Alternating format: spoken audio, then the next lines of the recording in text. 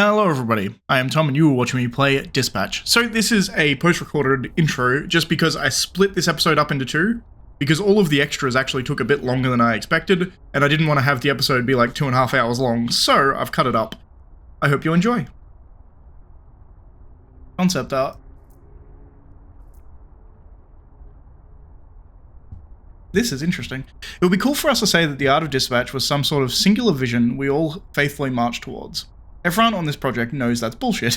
The truth is, Dispatch's aesthetic was discovered by a team who woke up every day and relentlessly solved problems. There were days where they'd struggle to make a location feel more specific or give a character the right vibe. There were days when we'd fight through the boredom of designing napkins. Then there were days when we'd question our life choices about debating the amount of pubic hair a monster should have. At times, it could feel like sailing through murk, but it's really not where the magic happened and how we discovered our North Star as a team. The book is a diary that discovers what we found together. Interesting. Also interesting here that he originally was like a demon kind of dude. He was actually red with the Maori things on. We talked a lot about Western anime style for Dispatch, combining grounded realistic character performances with elements of anime visuals. The shot was a perfect opportunity to take two of the main characters who were getting to know each other during a drunken, naturalistic conversation in a bar and pluck them out into the sky, revealing a skyline of downtown LA in a style reminiscent of Neo Tokyo from Akira. Yeah, I can see that. This was a particularly good scene because it had layered... I can remember all this because I literally played it I have 5 hours ago, 6, 7 hours ago. How long have I been playing this game? I played it all in one session, fuck me. But I remember it all. These were layered set pieces, so we were flying up over the hill, so this whole layer was separate and on a separate parallax scale to the rest of it, which made it gave a really cool look when it came across. Oh, you can zoom too. Interesting. I don't know how accurate that is to the LA skyline, but you know, I assume it probably is, if I'm to hazard a guess. Robert Robertson III. Our player character, Robert, is an everyman. You know, just a guy. Some might even call him a loser after his fall from grace. Always feeling like he's one step behind, he's a bit of a disheveled schlub, washed up dad bod and all. He really does not have a washed up dad bod, let's be honest. He's broken, he's beaten, he's just trying to do his best.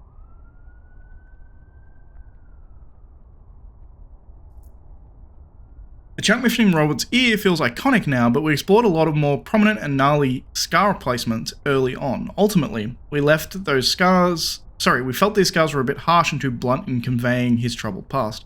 Considering the origins of his scar got scoped out of the game, we're glad we didn't go with something so in your face. Yeah, interesting. So they were going to go for facial scarring.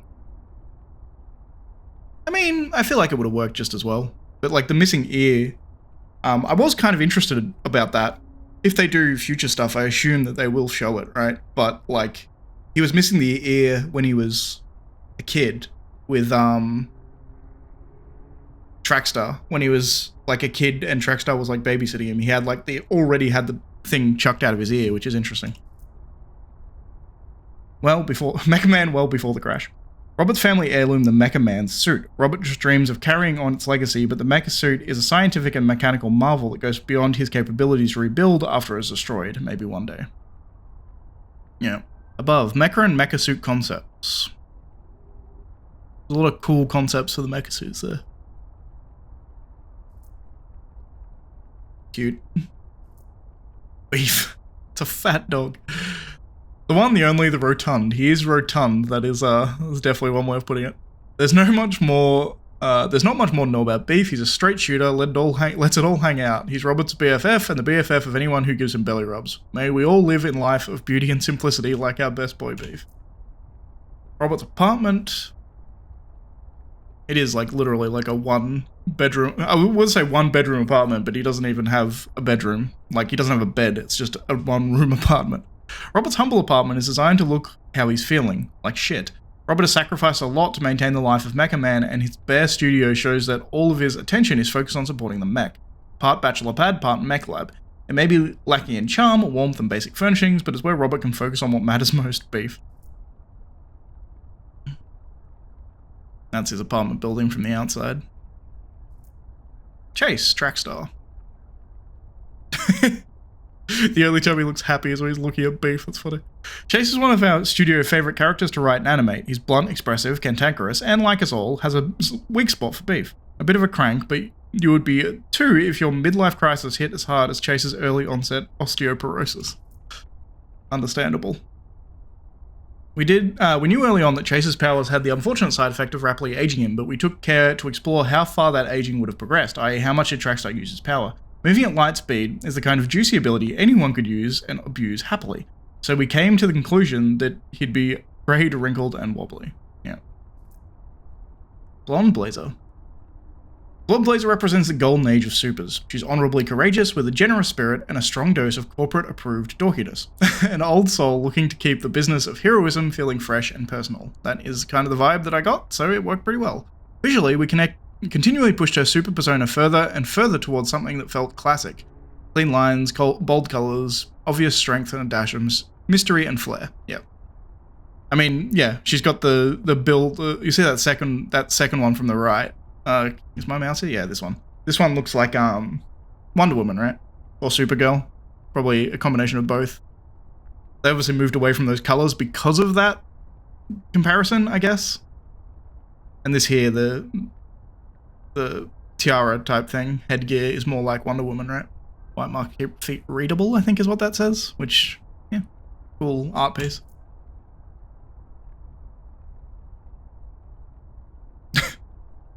Cool concept art on the right. Invisibitch/gal. When we began to build out Invisigirl, the piece on the far left was the first concept drawn. We then went on a long journey of tweaking Vizzy's character, her clothes, her tattoos, her piercings, her powers, her attitude, only to realize we kind of like the original idea best. Classic game development. Yep. That is pretty much straight up what they went for. I didn't even notice her tats for the most part, but yeah. So they kind of went more emo Hot Topic girl with her, and then more ninja. Yeah, okay, interesting. I think I like the original look better as well, to be honest. But maybe that's because I just played for 8 hours, you know? Cool concept art. That's like the game art, right? Yeah. SDN office. The offices of SDN are inspired by clean mid-century lines of those nondescript office buildings your parents used to work in. We embrace funky aesthetics, nostalgic 90s tech, and more muted color palettes with the intention to create something timeless, somehow both modern and retro. It very much achieved that, so they did a good job, I suppose. Function and well-worn with mid-century touches, not a private meeting room. It's a conference room, Blazer's office, some older, possibly second-hand furniture with a generally sophisticated and warm vibe, soft and streamlined to balance the chaos of the action beyond her office doors. Yeah, it's very much like an 80s office there, isn't it? Bathroom. Nauseating lighting, could be cleaner. Possibly a venue for brofists. Royd's urinal not pictured. I did like the fact that he had an extra long urinal because he had such an enormous cock. Office layout. These floor plans where you go to referencing for the SDN office structural logic. Some of the areas pictured have never even seen during the game. Seriously, what company occupies a space next door and is a weird sharing an elevator with a bunch of supers? That would be kind of weird. Nevertheless, it's important to understand the big picture, so as we design the action of the office scenes, we could maintain the flow of the interiors and remain consistent within the confines of the established exterior. Okay, so they're just saying they actually planned out the place properly, which I suppose you got to do if you're going to do it properly, right? It's easy for an office environment to feel soulless, and we knew that because Blonde Blazer was in charge of SDN's Torrance branch. Its aesthetics will reflect back on the kind of person she is. With that in mind, Blazer's office is the heart of the building, where she keeps the overhead lights off and lets warm, natural light flood the room. This shot was used to dial in the vibe with our 3 managers running their post-mortem. Weirdly, this shot is for a dialogue choice and not the main path, so only a third of players see this. We were still learning. Interesting. Interesting. Wait. What did I got this scene. What choice did I make that got it? Do you only end up there if you get punched by a Invisgirl, maybe? And there's a bunch of splashed out concept art.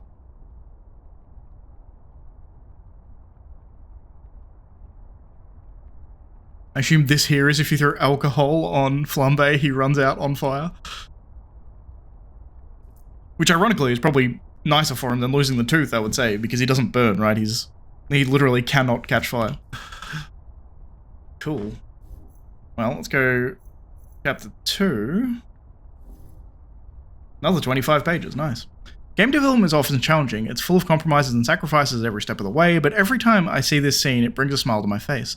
I'll always remember it as one of those rare moments in time where we were all in a perfect sync and everything seemed to fall into place. That's always nice. From script to voice acting, from storyboards to animation, from art to lighting, and finally through sound and music production, every person that touched this scene helped make it better and better along the way. It's not the most dramatic scene in the game, or the funniest, or the flashiest, but its simple, quiet conversation on the swing set at night is the thing I'm most proud of. We've now had the chance to get to know the villains/heroes of the Z-Team. We've also had to make some tough calls to reshape the team. The fates of Sonar, Coop, Waterboy, and Phenomena were in your hands. Let's take a closer look at how they got there. Yeah, we can see that.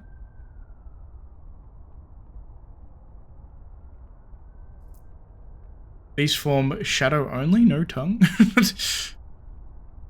Sonar, what makes a man and what makes a bat man?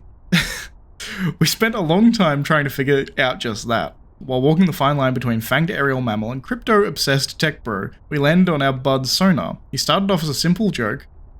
What would a literal bat man look like?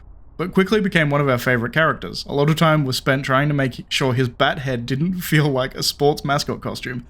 They did do a surprisingly good job with that, to be honest. And even more time spent debating how much hair he had underneath his clothes. Yeah, fair point. It is tantamount to the fact that he didn't look like he was just wearing like a mascot head. It actually looked like a real head.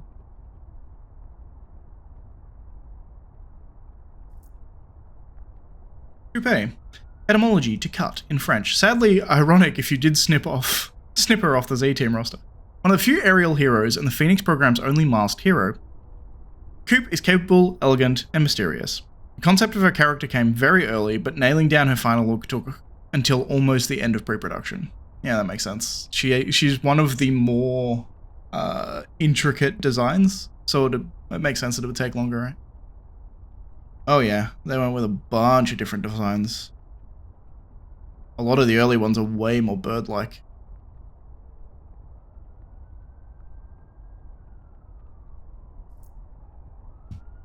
Waterboy. Sweet, timid, and hardworking, Waterboy awakens the dreamer in us all. What he lacks in skills, he makes up for in moisture, and sometimes that actually comes in handy. Whether you choose him to fight on the front lines or left him to mop the bathroom, Waterboy will give you 110. Shirt under suit has collar out for office. Interesting. He's just always wet. It's such a it's such a crazy concept. Phenomenon. Matching costume colors from couple era. V pattern across chest. Old cross didn't feel heroic. Interesting. Mustache and mutton chops. Longer beard, full beard. Hardened mantle. Slumped causes attached undersuit to wrinkle. Interesting. Good coat, I guess. Phenomenon was STD's best and not so brightest, but after some blindsided by a breakup, he's left purposeless, listless, blazerless. If he was welcomed into the Phoenix program, however, we may find a new outlet to focus his incredibly intense yearnings and desires. Phenomenal. More Phenomenon. I actually like the mustache, to be honest. Although I really like his mutton chops, I must say. Royd, the best bra. Originally conceived as a deployable character that was far more involved with Z-Team's antics in the field, Royd was initially designed to have a transformative power that increases his size and strength. The idea of his close ties with the Phoenix program was eventually scoped out of the game, so his powers were removed, aside from massive strength. In lieu of becoming Robert's trusty, brainy, and friendly robotics man stationed in the very own secret lab in the basement of SDN. Most of the Torrance SDN office is sporting some pretty archaic technology, but Royd's lab is an oasis of gear nuts. Sorry, 4 gear nuts. Behind multiple layers of security, he's holding a room full of high-end gadgets and a stockpile of confiscated weaponry from captured villains. Cool. Setting. props and branding. A world with superheroes and villains is a world that allows for a lot of fantastical elements to exist, but most of the props or encounters at Dispatcher and Office are pretty mundane. It made it a better contrast in my mind, or a juxtaposition. Regardless, they're all rendered with the same level of care and attention to detail, so they maintain the same aesthetic, whether it to be a mystical power-infused sword or a dog poop bag. Yeah, I did notice the dog poop bag when he pooped on the floor.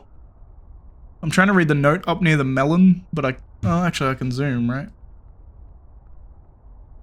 Many appreciations for this gracious professional opportunity intended to make the best of it. You will not regret this, Phenomenon. Okay. I didn't miss this note. It was on the the melon, the fruit bowl, old melon, that he gave me, but I missed it when we were actually playing the game. Whose ass is this though? If you do not have superpowers, you need a spotter. If you do not have superpowers, you need a spotter. I like those. I'm probably staying on this photo too long, to be honest, but I'm trying to figure out who's spreading the cheeks is the question. Whatever. Looking at all the billboards here. Reasonable Gideons. Parasonia, Sony, RNG Color TV, Audio and Electronics.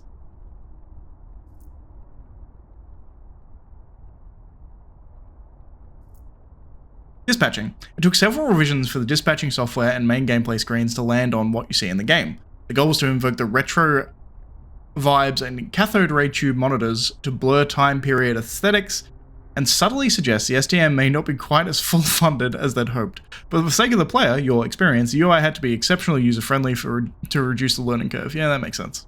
Okay, I can see all the revisions. I think the one they went with is definitely better in the end than all of these possible, but... UX challenges. Dispatch presents a lot of usability challenges due to the amount of information displayed at once. In these initial concepts, you can see the exploration of different locations for the hero cards. We opted to go with the horizontal format because it allowed players to see our beautiful art better. Yeah, that makes sense. The map went through a few phases before it ended up in the monochromatic display you see in-game, in collaboration with Polly Ruguimov? Interesting. Reguimov. I've never seen that surname, ever. Narrative designer and resident torrents expert. I created a map mock-up with torrents, locations, and 3D models. The concept was then taken by our animation partner and refined into a saturated sprawl. Yeah, it's pretty well done, to be honest. UI color process. The UI original warm colors and blocky details leaned more 70s before we moved the cooler tones and pixelated details. This was done to match the dispatcher's CPU's functionality for dispatching heroes while also being able to hack subscribers' security systems. Yeah, that makes sense, I suppose. Hacking. The bases of the hacking mode were blocked out in Unreal Engine, but the default grey orbs just weren't cutting it. Surprisingly enough, we love where it landed, but it's equally cool to see the range of nuance of our experimentations and orb and virus icons, and how those designs might have influenced how each moved and navigated the hacking grid. Yeah, okay, I see. They're all quite cool designs, to be honest. Yeah, that's the hacking panel. The opening sequence of Robert getting ready for work at the top end of episode 4 wasn't in the script, but was added in during development to underline how not super Robert is feeling at the point in the story. I wanted to have one shot in the sequence that could stand out on its own, where even just one frame you can understand what he was going through. This is the result. Yeah, it worked pretty well. It worked exactly how you wanted it to, so good work. Alright everyone, we are back. I just had to go to the toilet, but The Art of Dispatch, Chapter 3. Ever since the storyboard phase, this shot has been one of my favourites. Because of Robert's downfall at the beginning of the series, it's rare that we get to see him in his prime. Being able to show him in his full glory as Mecha Man was an opportunity we couldn't take for granted. That is a very good point. The strength of this pose and the way he's framed so well in the gaping hole he just created, cool and composed, fighting the good fight even as the world burns around him. That's Mecha Man. That's Robert down to his core. He may not have superpowers, but he's got guts and grit, and that's ultimately why we love him as our protagonist. Chris Rabbit. Yeah, I mean, that is true. It was the one chance you had to show him off at his prime, I guess. Is the this is the flashback with Flambe, I think, right? The team continued. It's just all storyboard art by the look of it. Flambe, certified hottie, controls the fire and the flames, but his temper, he's working on it. Flambe needed to be loud both in personality and in visual design. Fun fact, his name was originally Blonde Blazer due to his matchstick head. When his design changed, we transferred the name to someone more fitting. Yeah, okay, fair enough. I guess he was blonde originally then? Oh, I see. Yeah, okay. Blonde Blazer, that makes sense. It's like a match head. And they originally had an orange shoot, I guess. I think I'd much prefer the redesign, actually. It's much cooler. Now we've got Prism, I guess. Yep.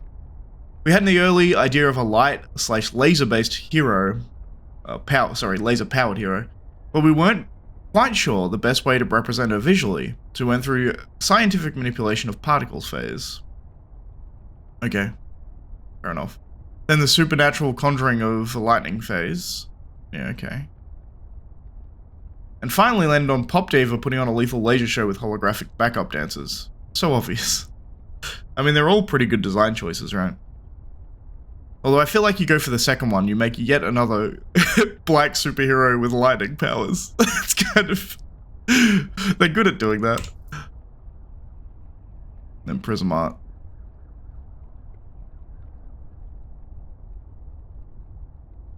All really cool. The art is so sick. Whoa, there's a lot of different things they went through with Golem, what the hell?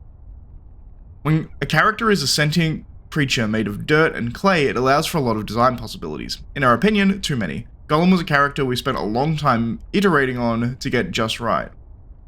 Think he's just some glob guy? Think again, check these receipts. Okay, so that first design on the top left is kind of what they went for, although they made his face more humanoid. Symbiotic between bronze golem, goldfish living in belly. Interesting. Massive crystal orb of living... Sorry, is a living entity. Controlled the tree that grew around it. Just had giant coins, can only say ribbit. Living statue, wings can shield around body. Magma base, that makes sense. Brass fitting on a rock golem. Interesting.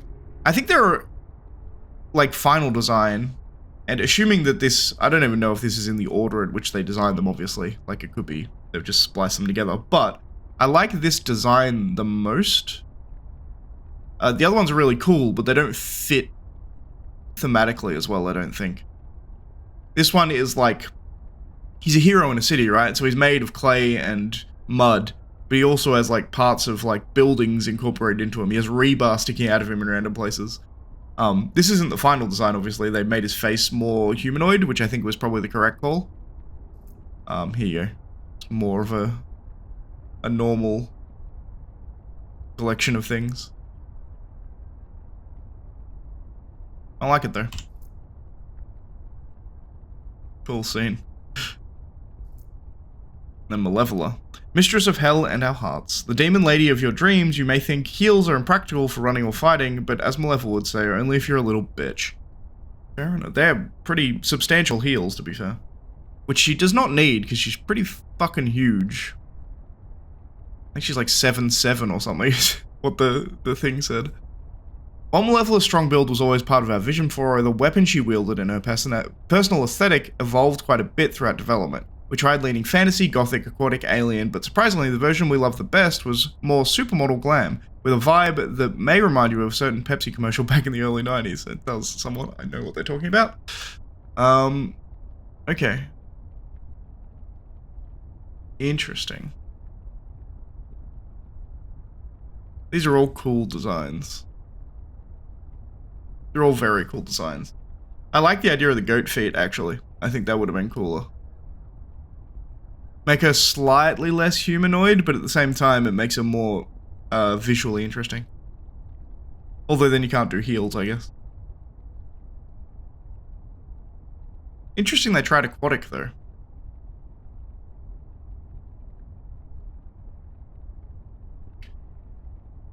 All cool designs. This is Punch Up with Waterboy, and this is Punch Up with Malevola concept, I want to say? I'm trying to figure out who this is. The other one's... Is that Punch Up even? Could also be from Anonymous Man, but I think it's supposed to be Punch Up. Because we have Punch Up right here. Punch Up came from a carnival strongman concept, but he got progressively shorter throughout the design exploration process. No nuts are safe. It is funnier having him shorter. It adds character. So he was just a burly-ass Irishman, and then they turned him into a short burly-ass Irishman, which made it funnier. That would have been interesting. No hair at all with iron skin.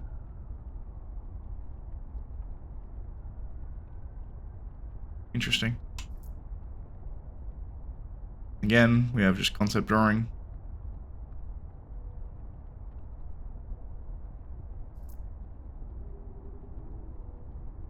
And this is the party scene at Robert's house. Or the storyboard of it, I guess. The setting, the city. Our SDM branch is set in a real city in Southern California, Torrance, so a lot of the streets, buildings, maps, and the other geographical elements are based on actual locations. Pulling and synthesizing real-world references not only provides endless inspiration from a design perspective, but it also hopefully brings a feeling of authenticity to the areas you see within the game world. Yeah, that makes sense. The Villain Bar. CD Dive Bar, loosely inspired by the great real dive bar in Torrance, the Sardine.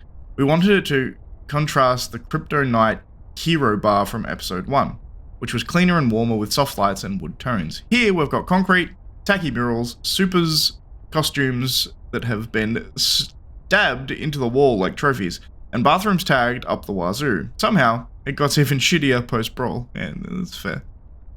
I don't actually remember seeing any super costumes nailed to the wall, but... This is probably a skyline. I imagine probably almost close to 1-for-1 a recreation of a photo someone's taken from a rooftop in Torrance, would be my assumption. So this is the view from Robert's balcony, so it probably is an actual landscape that they've taken from a building, I would say. Flashback battle. In episode 5, we get a few brief glimpses of the previous battle between Robert in his prime Mecha Man years and Flambe. The battle is fiery, literally and figuratively, and the setting had to reflect the raw carnage inflicted by the showdown. It also had a direct contrast with the current day gym setting we bounce to between flashbacks. If the gym is cold, internal tension, the plaza features here as dramatic external violence, warmth, high contrast, intense shadows. We took visual inspiration from West Side Pavilion Mall, a nice local homage to the game setting, and also gave us the visual contrast we needed for the cross-cutting. That's actually a really cool idea. It's cool looking at the like thought process of like how they do the cuts, because one thing that the whole time I was playing this game, I kept thinking about how cool the shots were. And it's a weird way to say that in a game, because you don't really think of it as like a scene. But that's really how it's done. It's like built like a TV show. So you have... They do... Sounds really dumb, because there was that whole thing about cinematic gameplay that came up ages ago, talking about low frame rates. But this is filmed cinematically. By which I mean, it is filmed... It does angles, it does like... vignettes and angles that are purposefully put in to help the storytelling. Which, to be fair, some games do, but it is more of a rarity in gaming. A lot of the time, the cutscenes in a game don't bother so much as at the framing of the scenes. They care more about telling the story more directly, and then they can do their visual framing they can do through gameplay. Whereas this game, the actual gameplay is relatively, you know, it's minimal. It's more strategy game than it is anything else.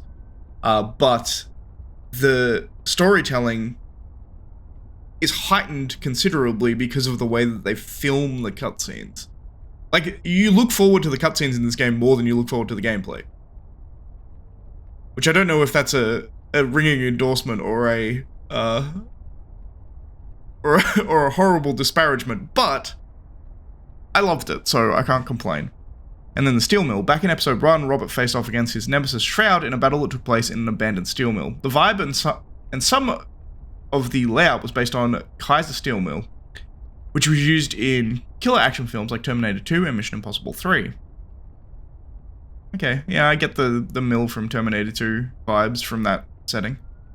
So there was a lot of helpful cinematic references to pull from. We also liked the idea of paying homage to the iconic real-world filming location, even though we were building it from the ground up in 3D. That's kind of cool. The Kaiser Steel Mill. I assume that's in Torrance? It might just be in LA proper. It may not actually be in Torrance specifically, but... And that's the park. I wonder, actually, maybe this is the same thing. Maybe this is like an actual park in Torrance. Possible. Okay. Villains, interesting. Granny may not be a villain per se, but he certainly didn't make Robert's first ship with the Z-Team any easier. Even though he plays a relatively small role in the season, Granny is his donut shop were in the earliest prototypes we ever built for Dispatch many years ago. Interesting. Crocs or Yeezys? Crocs are the correct choice. Lightning Struck is a lower tier baddie who was also in our earliest prototype. Interesting. He started off more militaristic and techie, but eventually evolved into some bored guy who happened to get his hands on some decent tech by selling his soul to the Red Ring. That makes sense. It puts him more in line with the main story as well. Having him directly related to Red Ring actually probably helps quite a bit. Villains. No, not reformed criminals like our Z-Team, but the real deal villains. The bad guy roster can range from overpowered to... Is that really considered a superpower? And that's a fun spectrum to play with. Check out the designs for some of these dummies. Yep, that makes sense. I do like, actually, I didn't really consider it when I was playing the game. But he was clearly part of Red Ring, right? Because he had the augmentations. I didn't even put that together initially. I also don't think he was there on the final confrontation. I'm trying to think back. I don't remember seeing him in the final confrontation anywhere. Which would make sense because we did arrest him, right? Like that was, Vizzy's like big thing was, her first big case was she actually got to arrest him, which put her up in the ranks, right? The Skittle Thieves. Remember these assholes? Yeah, they beat up Robert. With some perspective on the other villains that exist in this world, we have context with how low on the rung these idiots are, and what a new low it was for Robert to get his ass beat by him. Yeah, that makes sense. I mean, they're not really villains per se, right? They're just criminals. Which I guess, I mean, the words are synonymous in a certain sense, but when you have people with literal superpowers, I feel like villain and criminal, they're on different levels. Rotspur was an early concept that we had to include based on design alone. Not many dead guys can pull off 3 belts and that body. If you've got it, flaunt it. What's left of it. That's cool. Stretchy Goon. Loses some points for lack of name creativity, but he is a funky weirdo. Icky and sticky to fight, also won't stop asking you to come to his punk rock band show, cover songs only at the Sardine. Interesting. I don't remember these two very well. I'm assuming both of them were in the bar scene in the bar fight. That's my assumption. But I don't actually remember them. I'd have to go back and look at my footage, I guess. Oh, this is the party scene here. This whole sequence was truly a labor of love for me. It's rare that we get to exercise such a purely visual storytelling, so when we got the chance, here I knew I wanted to go all out and make something special. I wanted the player to feel like they were actually at the party, not just seeing snippets like a more traditional montage. It was a blast deciding on the details from the lamps each Z-Team had brought to each one's dance moves. I still love the fact they all brought lamps. It was the funniest shit ever to me. What starts as a ruse to trace the whereabouts of the Astral Pulse turns into an all-out love fest, and Robert's dark, empty apartment is suddenly filled with light and the people he cares about. For me, it's the emotional highlight of the episode, if not the series, and I never get sick of watching our cast share one pure moment of elation. That's probably true. It probably is the highlight of the entire series. And I didn't really even put that together too, but like the joke of them all bringing lamps, because she's like, bring a lamp or something, that's funny. But also this idea of you're bringing light to his otherwise very dark apartment. His apartment was just, it was a drab, he didn't even have a fucking bed, right? Like Blazer comes in, is the only one who doesn't bring a lamp, notably, but she brings in a futon. So he has somewhere to sleep rather than the floor. Like Robert has a bed for his dog in his house, but he doesn't have a bed for himself, which is insane. Like, he's solely focused on Shroud for a long time in his life, I think. And then we just have some more storyboard pictures. Very pretty coloured storyboard pictures, but they're just, Jesus. Storyboard pictures nonetheless.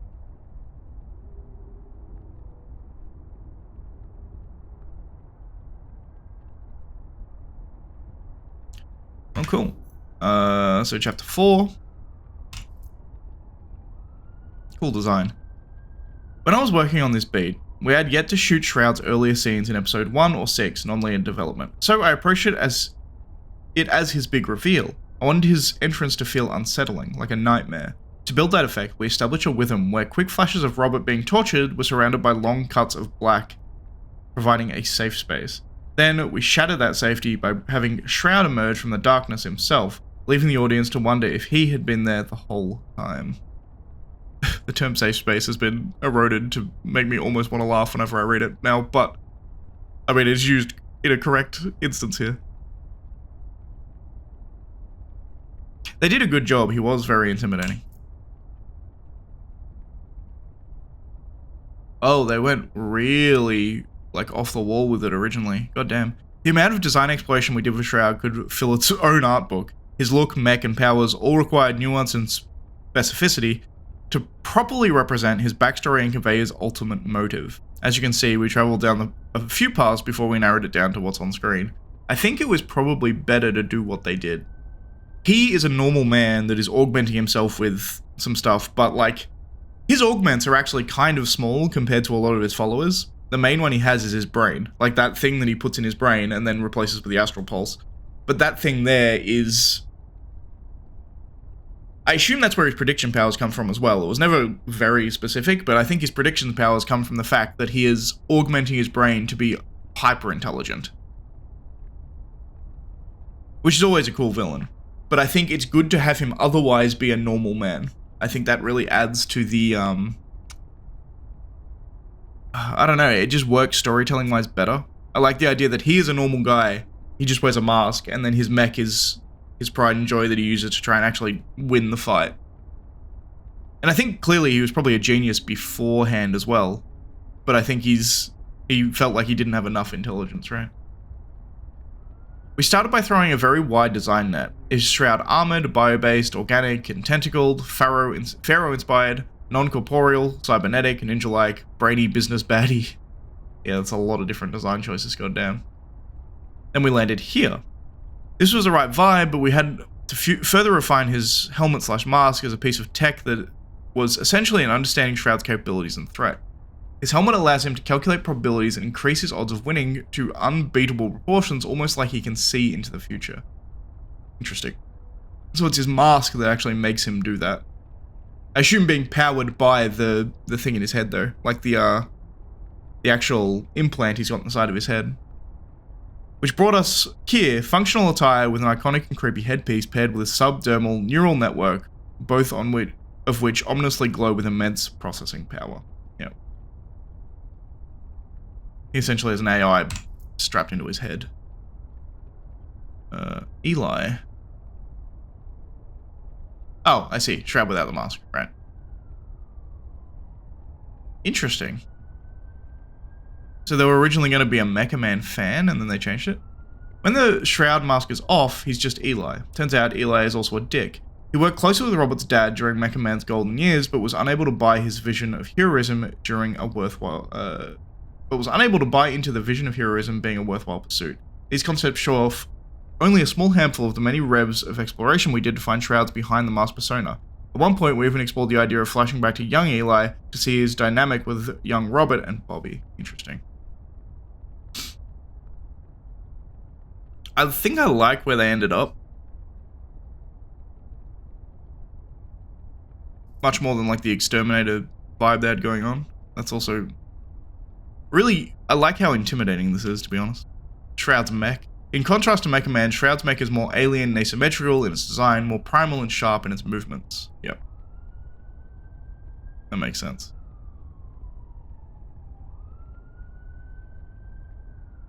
I hear sirens outside. Sounds like fire engine. Interesting here.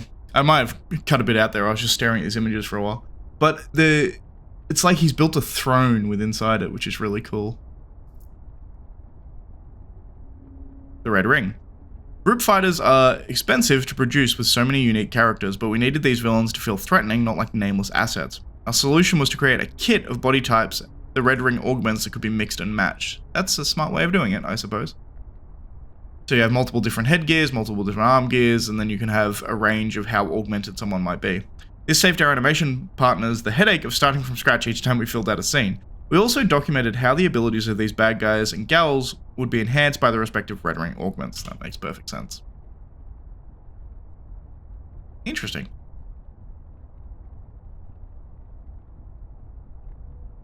Interesting. I guess if you go with, I guess if you cut Sonar, he also joins Red Ring, and they update his like sonar abilities so he can scream louder. That's cool. Interesting. Sonar's juiced up collar was designed to feel reminiscent of the bulky tech you'd see in an 80s sci-fi film, yet still fit in with the Red Ring DIY aesthetic. Interesting. Coupe's mask and wings were both glowing hot red. It's partly due to the rage felt from Robert's betrayal, but also the increasing Red Ring power. She's faster, sharper, and a heck of a lot scarier. Yeah, that makes sense. Psychic may feel particularly specific in her design, and that's because it was originally intended for a Z-Team member that got cut. Interesting. I don't even remember her.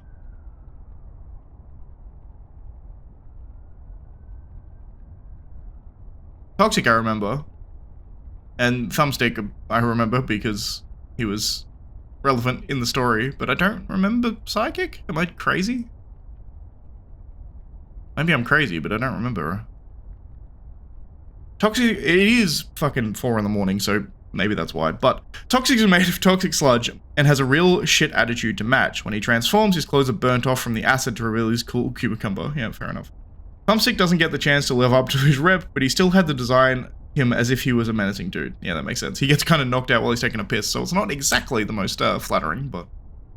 Blobgoon may look kind of cute, maybe even friendly, but he sucks, or rather blows. Like, blows up. We're trying too hard here, but you get it. He's a blob and he's a jerk. Yeah, okay. He just lands on top and explodes. Armstrong, this funny-ass villain, started out with a basic silhouette, large, imposing, and top-heavy, then we gave him tiny arms because, well, it was a funny contrast with his name. But more importantly, it strengthened the narrative that he's reliant on Red Ring's augmented mechanical ligaments. This makes sense. Seems like a lot of the people in Red Ring are people who have some kind of physical disability, and they are given augments to fix said disability. Like you have the same thing with Invisigal with their lungs, right? That does make sense. Z-Team and the final fight. This, I imagine, was crazy. The Z-Team got scrappy in the bar brawl back in episode 5, but it's not until the boss battle at the end of episode 8 that we can see them show off their full power kits. Some even discover perfect synergy with a Bud in a wombo combo move. The first step was to take stock of all their respective powers, then brainstorm the most interesting and entertaining ways they could work together. Next, we brought out the scenes to understand the flow and communicate the scope of the vision of the rest of the team. Now, boarding action beats ain't the prettiest. In order to convey lots of kinetic movements, it's fast and messy. Detailed visual work take a backseat to informational sketches and notes, often paired with 3D pre-visualization and live-action reference material filmed by our team. This is how we work out these combat shots and found the right pacing so our ragtag team could finally step into their roles as full-blown superheroes. This makes sense. If you're going to do an action storyboard, you want stuff like this, right? Because otherwise it takes too much time. Prism's light lattice shield, Malevola's strength and sword synergy, yeah. Golem's rock summoning waterfall, that's cool. Yep, quick storyboarding because it's easier than... Like, you don't want to put too much detail in this because the animation has to be more frenetic anyway. Z-Team assembles against a common enemy, Malevola portals in to watch Prism's back. They did the opposite of this in the actual scene, right? Prism was falling and Malevola portals her to herself, which is cool. Prism gears up to a conjure light steps for a flambe alley-oop, I see. You know. Cube gives punch up some attitude before he barrel rolls. Altitude, I see. Interesting. This is an interesting point as well, is that there's going to be parts that I didn't see because I didn't have Coop with me, right? This is driving the car and Invisible jumping up. Blows up yet another mech, this time with the help of Golem's mud goop. Yeah, that's cool. Blazin'.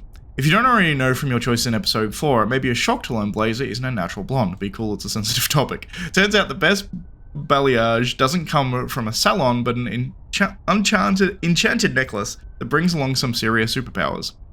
super prowess, all of which Chase benefits from once he dons the gemstone. I didn't even really click the fact that he goes blonde after he wears it. That's actually kind of hilarious. How did I not even notice that? I didn't comment on it because I didn't even think about it, but he is blonde when he's wearing the thing, which is hilarious. Also interesting that I guess if you don't go on the date with Blazer and you instead go to the movies with Invisigal, you don't actually learn that she is powered by a necklace, which is interesting. Mandy and Star Blazer. He's called Star Blazer. That's fucking sick. Waterboy putting out fires. Malevolent moving cars. Cool. The setting, the attacks. By episode 7, our team is exhausted and beaten down. When the Red Ring launches a widespread attack on the greater Los Angeles area, we needed the scale of the destruction to feel both overwhelming and personal. We continue to base a lot of the game locations on real-life locations to echo that sense of familiarity and personal loss. I mean, I guess that works, but only if you live in LA, I suppose, but sure. I mean, the personal loss worked because of the characters, I feel like, more than the setting, but sure. Cool scene. Mr. Whiskey, that's his name. Interesting. Galen and Alana. Mail room. He was the guy doing the mail, right? Florida guy. Has super hearing, but plays it cool about all the secrets he most definitely knows. Yeah, that's interesting. The people. We've got what makes the real difference. Great people. The chaos of the Red Ring's attack in your story forces us to zoom out a bit. We get a better idea of the scale of the city, as well as the citizens, other heroes, and SDN employees within it. Yeah.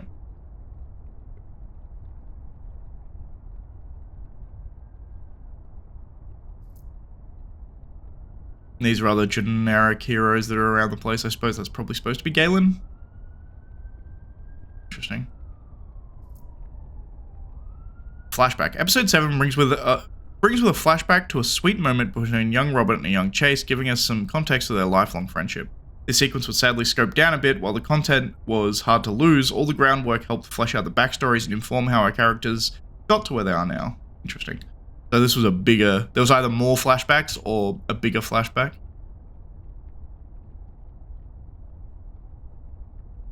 Interesting. Young Robert. They I guess they had the look down because they probably already designed adult Robert, so his main look was the same, it was just clothing.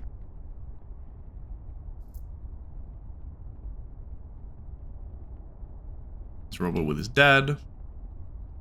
These unlikely heroes who started out as individual desperate sketches drawn over the course of several years eventually grew to the untitled cast lineup seen here. At first it was hard to picture them together, but now it's impossible to imagine them apart. Their unique designs echo their specific personalities. Like Flambe intentionally choosing the extremely D-cup V-neck of his suit to show off his chest hair, or Waterboy wearing a wetsuit in order to keep the water inside his clothes so as to not upset the work around him. Each of these characters come from different backgrounds with different talents and temperaments. They were plucked from their normal lives and smashed together in the workplace. While learning how to work together, they often joked around, occasionally argued, always celebrated wins together, and ultimately ended up supporting each other when things got tough. And over the course of working together, they became a team, just like the group of developers that made Dispatch. Dennis Lennart, Episode 8 co-director.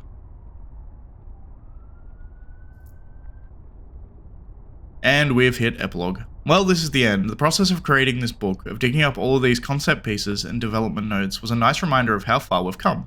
Making this game was sometimes beautiful, often frustrating, but always interesting. Hopefully reading through this digital documentation of our journey was interesting for you as well. It was quite. Speaking of you, we couldn't have done any of this without you. The curiosity, excitement, and support we receive from you, the players, is why this game can exist at all. So thanks for playing, thanks for reading, and thanks for dispatching. Ad Hoc Studios.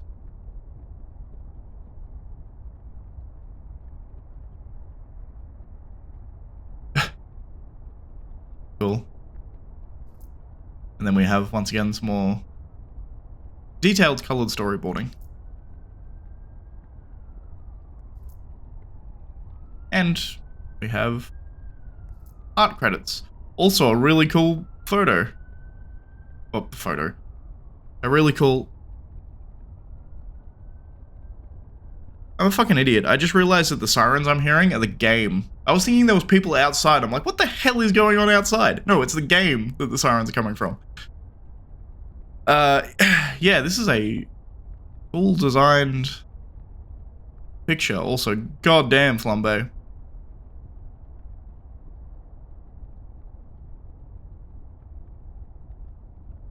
Cool last photo.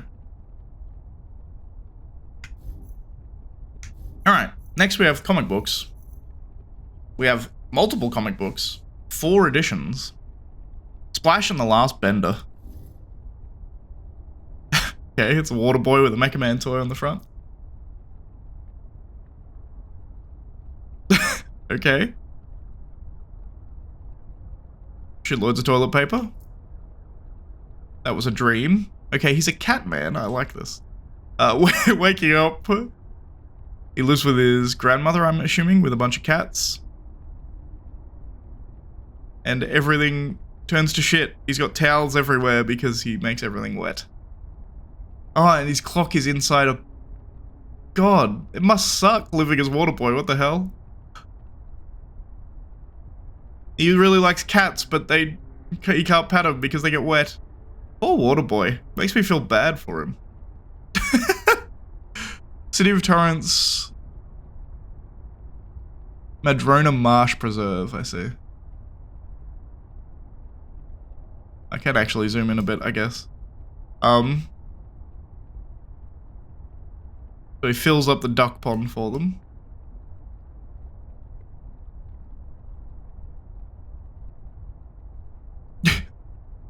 Blocks people from getting wet from the bus. And yet they slip on the water and gets covered in coffee. Why is it just making me feel bad for Waterboy? Poor Waterboy. Now he's muddy and covered in coffee. Drips on a young girl, gets kicked off the bus. Gets hit by a car, which is driven by Flambe. This is all the story of him making. He got hit by Flambe. That was Flambe's car that bloody Phenomenon was on as well, which is hilarious. 2 hots is his number plate. Oh god.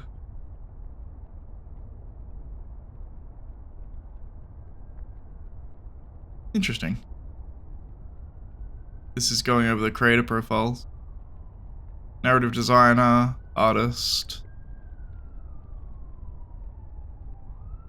Okay, artists and designers, I assume, of this. Oh, 50. So is this all of them? No, Splash and the Last Bender. Okay. So that was the end of Splash, I see. Then we have Malevola and Sonar.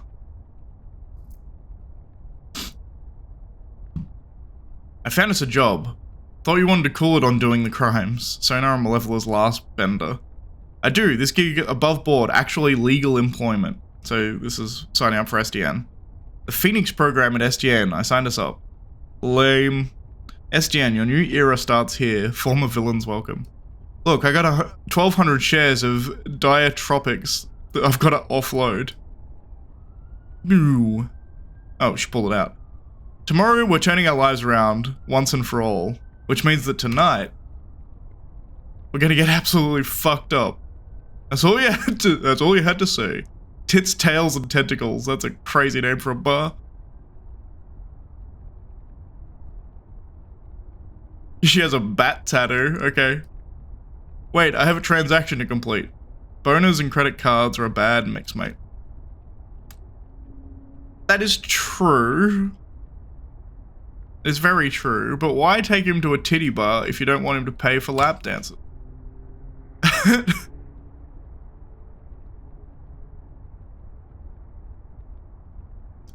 Okay, so then going to Martini Bar by the look of it. You know, we could show you to a real party. We're super open-minded guys. Mostly humanoid is totally fine with us. I'm telling you, this ain't your grandparents' fucking cryptocurrency, alright? I'm talking totally inflation-proof, fully encrypted, virtually untraceable coin. Okay, so they found a random gay couple who do coke with. Fair enough. And he's trying to sell cryptocurrency because he's a crypto bro. I like it. He goes back to the stripper. Okay, fair enough. Transforms, doing a beer keg, getting drunk on the International Space Station. I guess she could teleport up there, right? Theoretically. Brooklyn Bridge. And then they come at their first day of work and they're hungover as shit. Okay, fair enough. I like it. He just fucking vomited out a bird. That's, Yep. Fair enough. These are cool. I like these a lot. Susie Watson, Dave Crossland, Eric Anderson, Jared Fletcher, and David Nakayama. Fair enough. Dust to Do and Shell Shock. Okay. So this is telling the origin stories of each of these guys, I guess. So this is Coop and... Ooh, the art style is sick. I'm the best at what I do, so naturally, I get to do it a lot. My success rate as an assassin is a perfect 68 and oh, Jesus fucking Christ. And I suppose if I do this long enough, eventually you're sent to kill a man while he's watching Swan Lake. The rules are simple. Get in, get out, and most importantly, don't be seen. Suppose you're here to kill me. Interesting. So she did get seen almost immediately. Also, interesting dress. Like she's like a ballerina, right? And this first pose here, like this is a ballerina pose, right? I wonder if they changed her design, or if this was the original design that they changed, or if this was what she actually looked like before she joined up.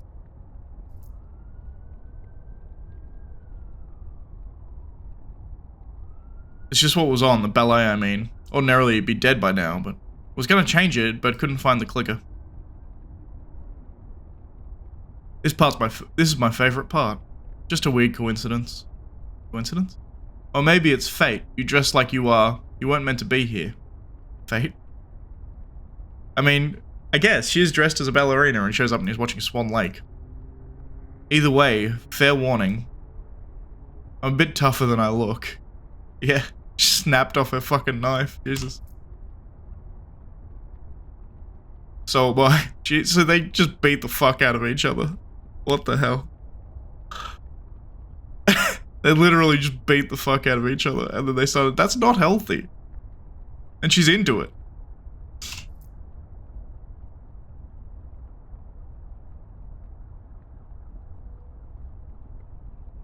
And then wing blades. Jesus, you're gorgeous. So are you, and then they start fucking. Yeah, okay.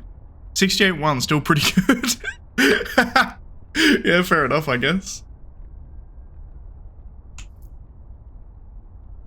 That's Mayan Baron, Lappunshung, Sal Cipriano, and Malia Iwat. So this is Blazer and Phenomenon, I guess.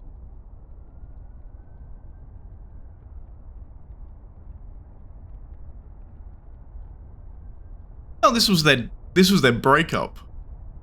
I.e. their date where they went and got sushi. The sushi master awaits our arrival. Why would he be waiting for us? I do admire your planet's dedication to documentation. Fair enough.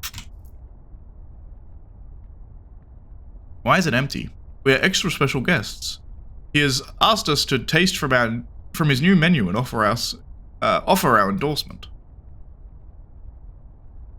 That's just a sea urchin. Hey, can we talk? Of course, we're talking right now. Are you also wondering if this creature develops spikes because it knows it tastes so good? Well, now I am, but no, I was wondering if we could talk about us. Phenomenal. Where do you see us in 5 years? My future is certain. I vowed to devote my life to protecting the vulnerable people of this planet alongside you. I see. So we're, what, still doing superhero work? That is my desire. Our lives are phenomenal, and it is my hope we can remain that way until the day we both perish, presumably in the midst of an intergalactic conflict where a far superior species consumes us and this whole planet whole. Oh. Interesting.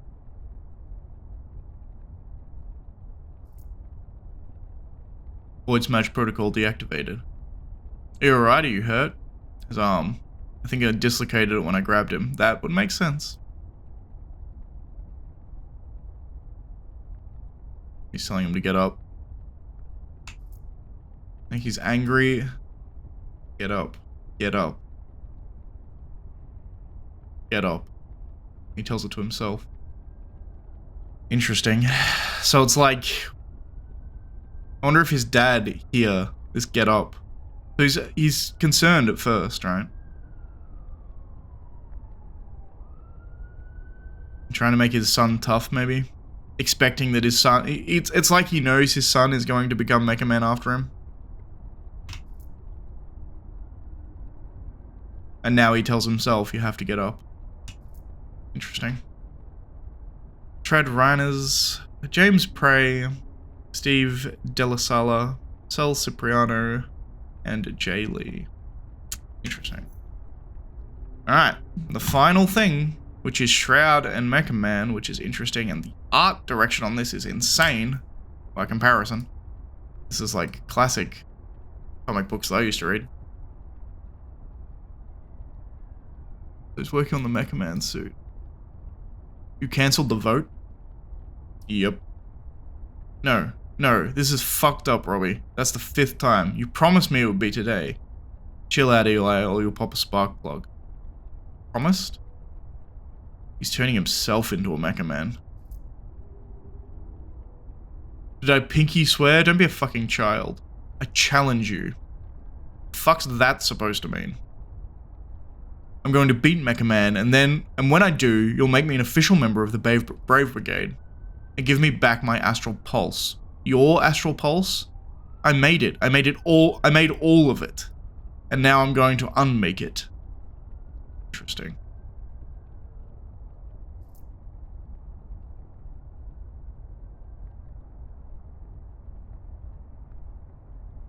Now get in the suit. Like, almost it's like bionicle enhancement, but it seems to be actually like going into him as well, so it's like a biological enhancement too. Like Venom type shit. What do I need the suit for? You think I can't take a nerd super glued to his fucking toys just like this? Stop being an idiot and get in the suit. You're not worth the effort it would take to flip the ignition. Get in the fucking suit.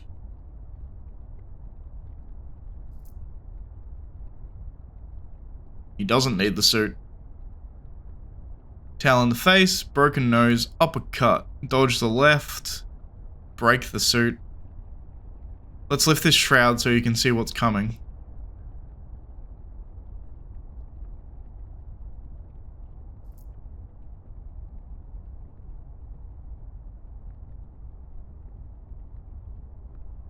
Then Chase comes in. What the fuck, man?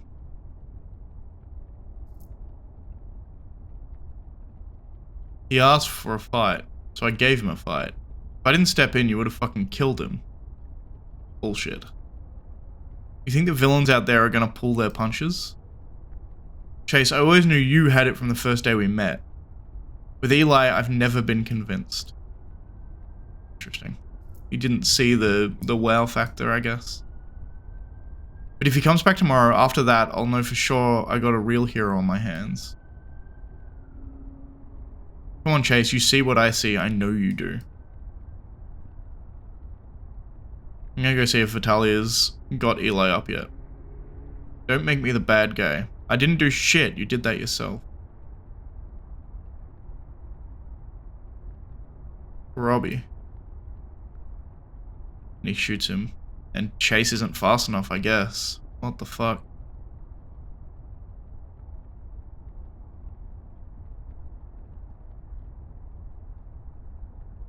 Tried to save him. What the fuck, man? Hey, hold on, Robbie. Hold on, I got you. What the fuck?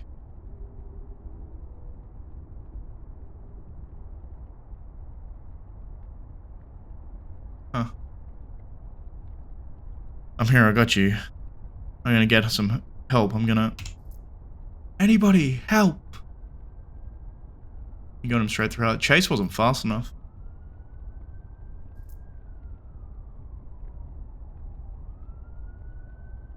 He didn't start running until the bullet had already left the barrel.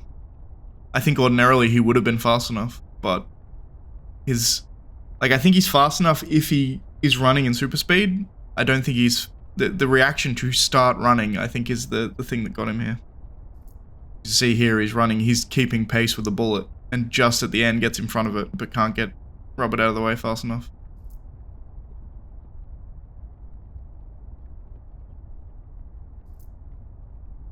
And the death of Mecha Man.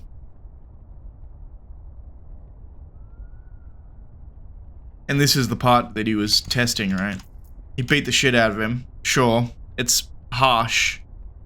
But, one, he's right. The villains aren't going to pull their punches. And two, if you can come back from that with humility, then you are, like, you have the temperament for a hero. I get what he was doing. It was harsh, but it was justified. But rather than coming back with humility, he came back for revenge. And revenge is not something that you can be seeking if you're a hero. Which is ironic, because when I was playing this, I got Robert to kill Shroud. Like, he was being a villain in that moment, which I knew. Like, I knew I was being a villain in that moment, but yeah. It's interesting. Chad Reiners, Andy McDonald, Lorenzo Scaramella, Jared K. Fletcher, and Betty Liang. Oh, that was it. It was just 13. Well, holy shit. That's the game. We also have my choice stats, but I don't think any of these... I think I went through all these while I was playing, so nothing crazy there. That's going to be it. The Dispatch, until they release the second season, which I really hope they do. But if you like the video and you like the series, please leave a like. If you're not subscribed, please consider subscribing. And as always, thank you for watching, and I'll see you next time. Bye, guys.